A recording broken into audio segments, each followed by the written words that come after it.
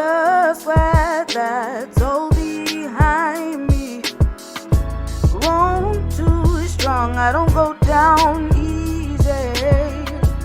Living for grace, the best I can. I am. I'm a Jesus girl. Jesus girl. On the way. I'm a Jesus girl. You changed my heart. I'm a Jesus girl. Ooh, fall forward, up and over. If I go, it's only higher. No matter where I stand up, it's always on the Lord's side, 'cause I've been reading Jesus girl. Hey. What's up, y'all? It's Wednesday, so y'all know what time it is. It's time for the what? It's time for the Wednesday's Word for Women show, the remix. Yes, I hope your day is flipping along fantabulously. I hope this week your life has been rocking this entire planet. I hope you out here killing it in the game. I hope you are not letting nobody kill your vibe or steal your joy, because you know your attitudes, responses, and reactions is yours to make. It is not externally. It don't matter where I got to show up, who I got to be around. It is on me to dictate to me what kind of day I am going to have out here. And so I pray that you remember, you don't let them set the pace and dictate your day. You do that yourself. So, baggage claim. Have you ever been to the baggage claim? Let me tell you, baby, the baggage claim is like one of the most hectic, fast paced. It's just hectic. People want they stuff. Let me tell you, it can even get downright violent if somebody is trying to take something that is not theirs, or somebody is trying to take something that they grab something thinking it's theirs because it looks similar, but it is not theirs. I am telling you, the baggage claim is something. Baggage is personal belongings, y'all, packed in a suitcase for traveling. Baggage is personal belongings packed in a suitcase for traveling. The problem with us, with emotionally us, we are claiming baggage that is not ours to take. Baggage is personal belongings packed in a suitcase for traveling. Let's break that down. People, first of all, are who we are, who you are, because of where you've been or where I've been, good or bad. That's why we are who we are, and we carry who we are everywhere we are. Like, we can't get away from us. Like, our stuff goes, whatever it is, good or bad, it goes wherever we go. Our baggage is going to travel with us. And the problem comes in not only for us, because it's too much weight for us, it spills onto others by default. By default, but there is freedom. Let's break this down. Okay, so personal. Remember, baggage is personal belongings packed for in a suitcase for traveling. Personal. What we've got to start seeing, y'all, for real, is this mine? Meaning, have I somehow made some kind of allowance? Is this something that I'm attracting? Is this something that I am hoping to happen in my life? Whether it be relationships, whether it be habits, whether it be mindsets, behavior, rhythms of life, or whatever that thing is, the thing, you know what it is, you know some of your baggage. Is this, you need to ask yourself, is this mine? Have I made an allowance, or is this just brokenness on the person who brought about the situation, this hurt, this pain, or whatever? Is this mine, or is this someone else's and I have laid claim to something that is not mine. Most of the time, stuff is not ours, but we do have a part. We have made some sort of alliance. We do have a part to play, and the thing that we have to understand is I need to take responsibility for my part for what I do, but I can't lay claim to their baggage. It's too heavy. We're killing ourselves carrying around people's baggage. Does it belong to me? Personal belongings packed in a suitcase for traveling. Does this even belong to me? We need to assign the proper responsibility. Y'all, some stuff ain't never been about us than a man on the moon. It is not ours. Assign the proper cause. Some stuff just happens, y'all. Life just happens. Things that are out of our control, we have to stop laying claim to. We're trying to claim some stuff that is not ours. Stuff just happens, and there is no reason to drive yourself crazy trying to claim that which is not yours because you think you can somehow fix it or fix them or make that better. No. Sometimes it's just cause and effect, y'all. Life happens. Stop making stuff that just happens. I don't believe coincidences, but there are things that are just going to happen. It is out of it's sovereignty. It's in God's sovereignty. It is out of our hands, but it is just allowed to happen to us. So stop looking for a reason. Some stuff is not going to make sense. It is not going to have a good reason, and we do ourselves harm. That is what anxiety is. We give ourselves anxieties because the human brain is tailored to make sense of a thing, to point out a perceived danger and name it and know it and know what it is. But sometimes you just ain't gonna know. I don't know why they suck. I don't know why he or she left. I don't know why this happened. I don't know why that happened, but I don't have to. I don't have to know, but what I can do is let go. Some stuff you literally, especially if folks is dead, especially if there's no way for you to communicate with some things that have happened, let it go. It was a cause and an effect, and you just let it go. Packed. Personal belongings packed. Is it sticking? Are you holding on to it? Your stuff, your insecurities, are you holding on to it because it speaks to that, to your insecurities or the lies you've believed or your sensitivities?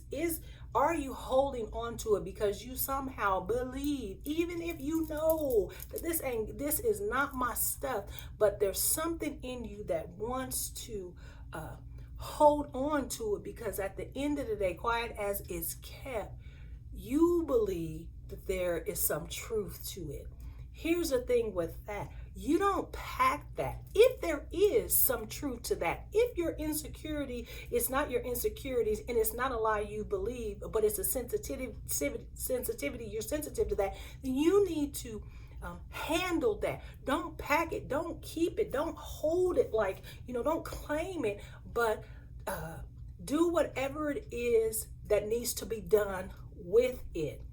And as far as it's sometimes we're packing it because it's our insecurities. And so since we're insecure of it, we just believe. Y'all better start thinking about what you're thinking about. You better start evaluating, is this truth or lie? Which means that you have to have a standard of truth. You have to have a measurement of truth. If you don't have the truth, how are you going to know what's the lie? So then you need to learn the truth about yourself. You need to learn your proclivities. You need to learn your insecurities, your weakness. You need to learn your strengths. You need to learn your personality traits. Are you a Enneagram 8 or a 4? I'm a challenger in the Enneagram. Like, learn about yourself. You got to know yourself, because then you will be able to properly assess, am I packing this for something that's harmful, or is this healthily trying to direct me, teach me something, or lead me in a different way? Traveling, personal belongings packed in a suitcase for traveling.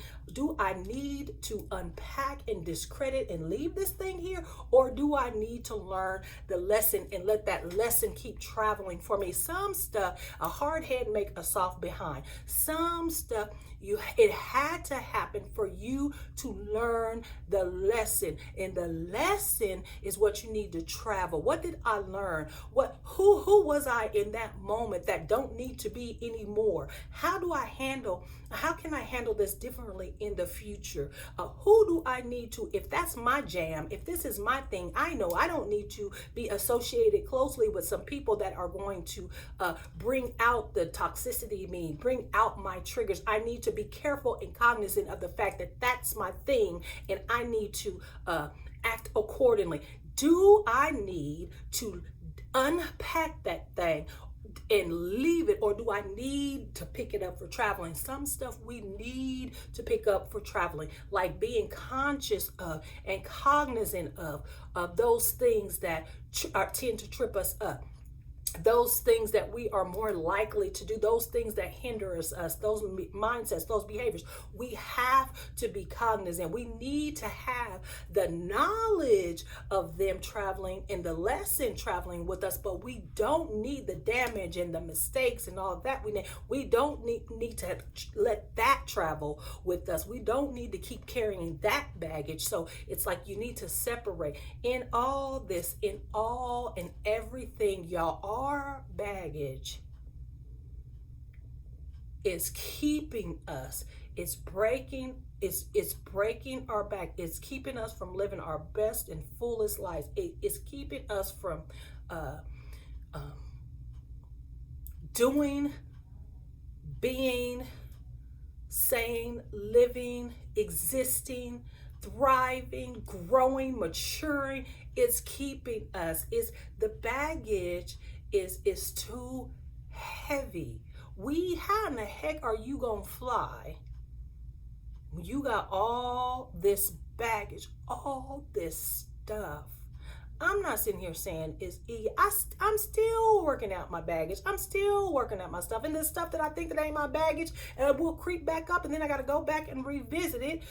But that's okay. Being conscious, though, of the fact that this baggage, y'all, ain't supposed to be. It ain't supposed to be. Live your life, but live your life light. Stop weighing yourself down with all this baggage. Take flight. Throw some of that stuff off, and then be aware that your baggage has actually spilled onto others, and most generally those that you love. And so you need to try, if not for you, for them to get that together, and then hopefully you can go to the person, go to the thing and be like, yo, that was my baggage. I apologize. I am sorry I hurt you. That's all I could be in that moment, because I had all these baggage, but I'm getting light now. I'm seeing my stuff now. I know what I did wrong now, and I'm sorry. And if you would please give me another chance, I would love it. But if not, I get it. I love you and deuces, but start trying to make amends. Most people can forgive anything, y'all, if someone would just acknowledge that I did you wrong. It was me, it was not you, and I'm sorry. Think about that as you go forth this week. Mull that around in your mind. I believe freedom in this area affects everything about you. And if you have a healthy you, there is nothing you cannot do. So be blessed. I love you. Praying for you. It's time for Ask Pastor Payne. Always give me a shout out in the DMs and the comments and the email and the text and a phone call, and I will get you on the show. Y'all be blessed. I'm your biggest fan. Have a good week.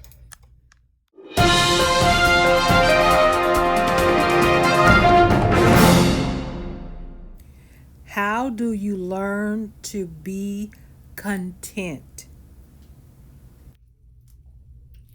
That was a great question, and I think I can answer for everyone. That's a lifelong pursuit that everybody struggles with, at least in some area or sometime in our lives. Aaliyah asked, does one be how do you be content? How does one find contentment? Well, we have to acknowledge the fact that like there is some things that will never we will always have a longing for, but we can learn to live happily with joy and peace. There are some longings, I believe, like spiritually, there's some longings we know that we'll never be fully content here because, there is more that we don't understand and we don't know, and that's to come. And also, the way the world is set up, I mean, my gosh, everything is set up on banking on you being discontent. This whole world system is set up on discontentment. You want a house, the next house come, a bigger house, more bedrooms. Your family didn't grow, but you have 5 bedrooms now. You need 10.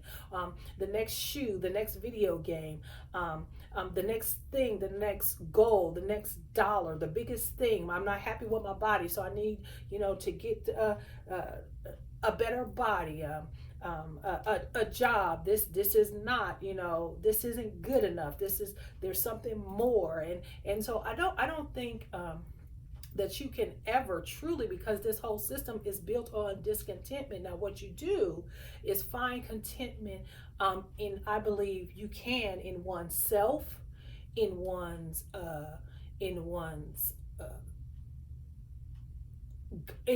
God, and by that I mean your faith should always grow, but there is a sense of contentment if I do have faith. You have to believe in something.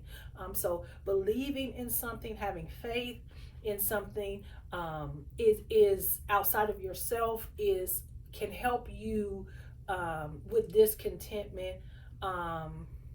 Believing, not trying to be a Pollyanna, but believing in good, that good will, always override evil, though evil is light. You have to have darkness, but don't forget there is light. I think our focal point can help with contentment, because some things are just going to be some things, but it is your focal point. It is how you perceive it. It is how you're single, you want to be married. Then I got some married people that they want to be single. They're like, y'all, you just chill, you don't even know what you're asking for. You had kids, you don't have kids, you want kids, you have kids and you don't want kids. Like, there's always going to be, because it's always looking greener on the other side. It's always, you don't know what's over there, and we always in our humanity want that over there. We somehow think over there.